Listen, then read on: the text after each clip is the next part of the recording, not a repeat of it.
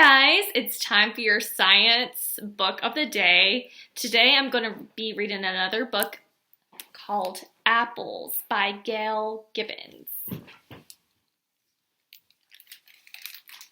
And then I'll read you the little side note. Apple trees grow in more parts of the world than any other fruit tree. They have been in existence for about 2 million years. That's a long time. From blossom to pollination to picking, here is information about how they grow, their various parts, and the different varieties of apples. Instructions on how to plant and care for apple trees are also included. Juice, jelly, cider, pie, or right off the tree. Apples are delicious. And then here is the cover page, Apples by Gail Gibbons.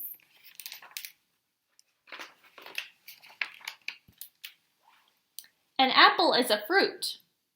It grows on an apple tree. Apple trees grow in more parts of the world than any other fruit tree.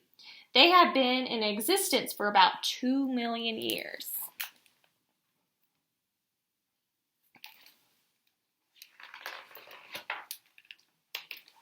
The first American colonists brought apple seeds and seedlings with them from England. A seedling is a very young, small apple tree.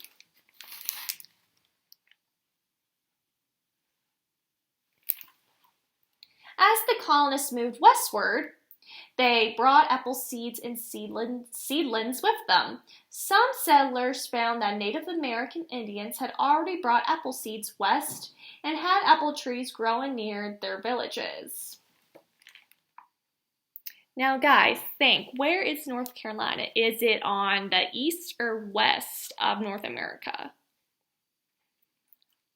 We're on the east coast of North America because we're on East Coast time and we're the closest to the Atlantic Ocean. Many times during the early 1800s, John Chapman traveled throughout the wilderness of Ohio, Pennsylvania, and Indiana, planting apple seeds. Also, he gave seeds and seedlings to the settlers there. He became known as Johnny Appleseed. Some apples are grown at home, but most are grown commercially. Having a hard time saying that word.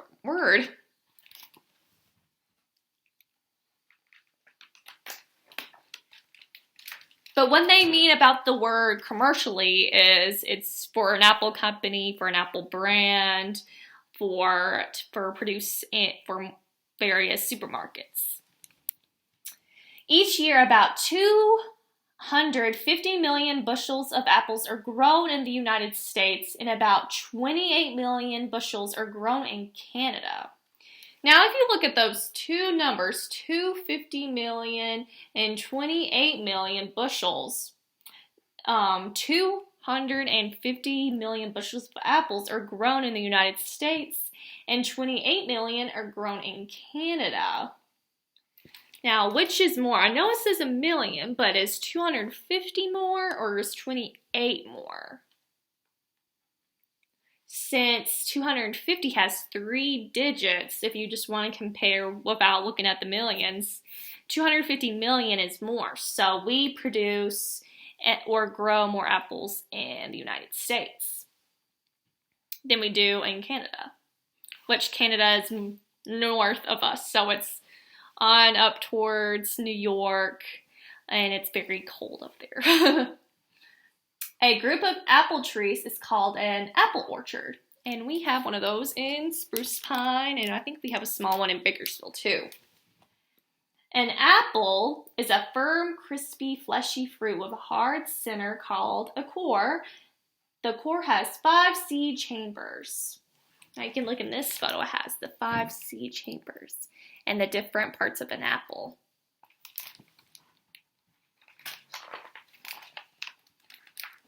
In the springtime, flowers called apple blossoms begin to bloom on the apple trees. Each blossom has to be pollinated in order for an apple to grow. The blossoms are usually pollinated by insects or by the wind. Pollination happens when a grain of pollen from a stamen lands on the stigma of another blossom.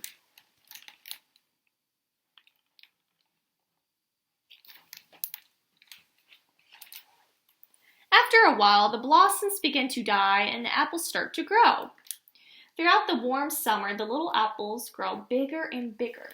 So they are just small blossoms in the springtime, but as the summer goes on, the apples grow and they become bigger and bigger. During the late summer, early fall, the apples ripen. When the trees are loaded with ripe apples, it's harvest time. Workers pick the apples by hand. And a golden delicious is a type of apple.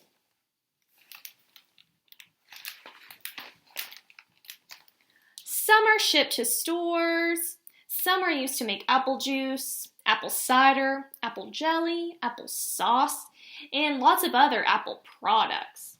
Some are sold in baskets at roadside stands.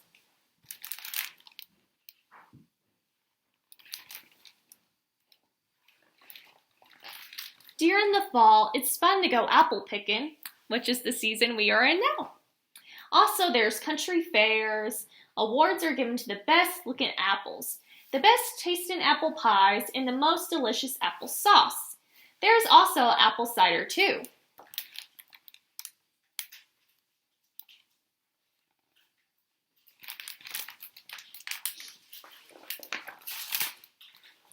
During Halloween, there are carameled apples and candy apples. Ooh, I love caramel and candy apples. Some people bob for apples.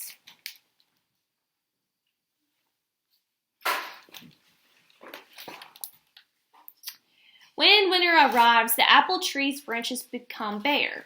The trees will become dormant until next spring. And the word dormant means alive and not actively growing. So when the trees are bare in the winter. So it looks like they're dead, but they're still alive, but they're just taking a break from having leaves for a while. And then when the trees will produce a new crop of apples. So when winter time is over, it's spring and the new blossoms are out. Apples have many tastes, ranging from sweet to tart. All apples are different shades of yellow, green, and red, or a mix of those colors. So you can see the common apples on this page. There is a Rome Beauty, a Golden Delicious, a Red Delicious, a Jonathan, a York, Granny Smith. I would say Granny Smith's my favorite apple. I love the green apples.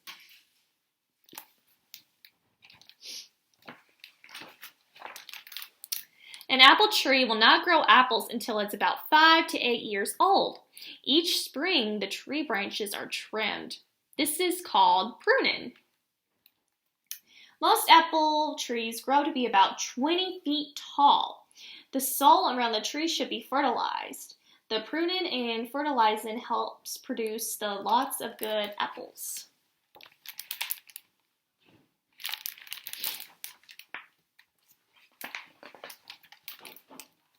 Make your own apple pie with the help of an adult. And here's how apple cider works. So here's a page for how to make an apple pie, and here's some for an apple cider, and I'll share these recipes with you so you can have you can refer back to them if you want to be adventurous in the kitchen. There are thousands of varieties or kinds of apples. So if you look on this page too, there's more different kinds of apples, and I bet there's a mixture of like different types. Like there might be a mixture of Granny Smith and Red Delicious somewhere. And last but not least, they are nutritious and delicious.